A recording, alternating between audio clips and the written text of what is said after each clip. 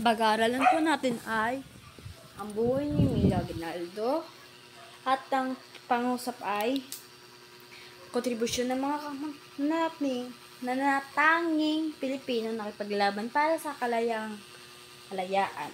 Hindi po yung kalayaan. Emilio Aguinaldo.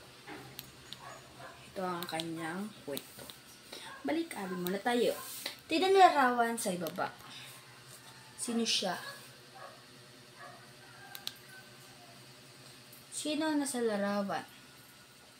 Siya ay si Emilio Aguinaldo. Pag-uusapan naman natin ang kwento ni Emilio Aguinaldo. Ano ang magpapabago patakaran ni Emilio Aguinaldo? Ito ngayon ang pag-uusapan natin. Ang patakaran ni Emilio Aguinaldo. Ay, mali.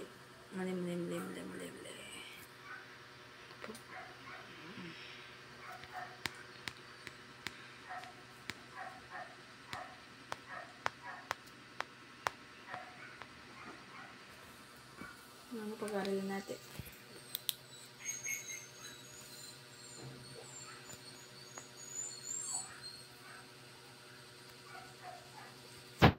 Mamaya po ay papanoodin natin ng HTTPS.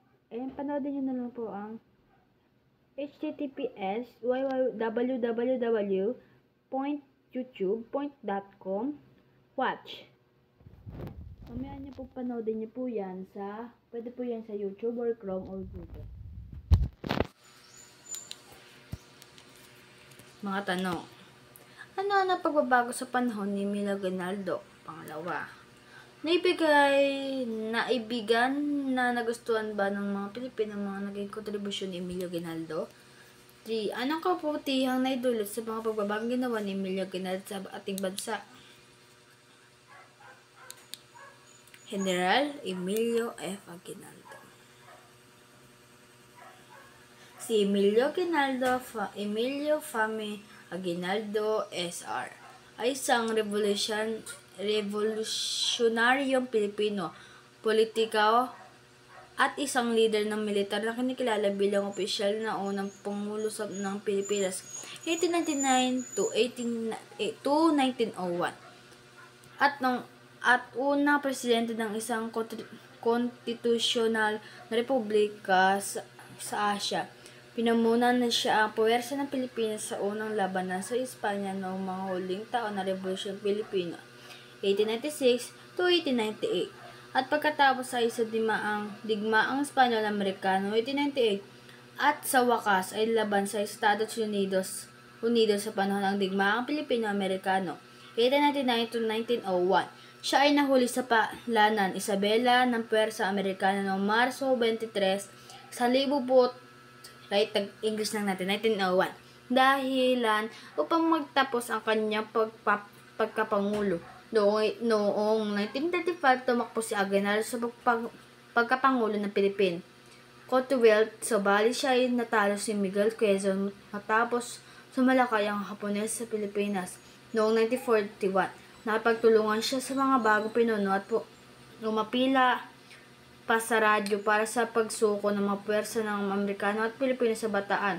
Siya ay naaresto bilang isang tagatulong ng mga Hapones matapos siya ang Amerikano at bumalik, ngunit sa kalaunan ay napalaya sa isang pangkalahatang anestiya. Hindi na po kaya mabasa. Ayan po yung ano niya. Pangkatang gawain.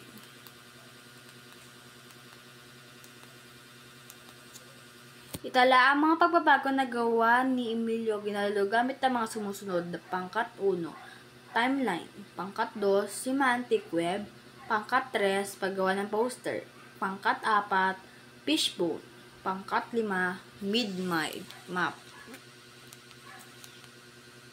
Bumuo ng pangkat na may 5 kasapi. Lumika ng jingle tungkol sa pagbago sa patakaran ni Emilio Aguinaldo. Ano ang pagbabago na gawa ni Emilio Aguinaldo? Paglalahat. Pagtataya. Sagutin ang mga tanong. Sino ang unang pangulo ng unang Republika ng Pilipinas? Ano-ano ang naghahanap buhay ni Emil Aguinaldo bago siya ay naging Pangulo? Ano ang naging hangarin ni Aguinaldo sa pag-aklas? Bakit hindi siya nagtagumpay sa kanyang pag-aaklas sa pang-Amerikano? Naibigan ba ng mga Pilipino ang pamumuno ni Emil Aguinaldo? Bakit? At ito na po ang nagtatapos sa video ito. And maraming salamat po sa inyo sa panonood nyo sa akin. And God bless po kung sino man po nanonood nito. And thank you!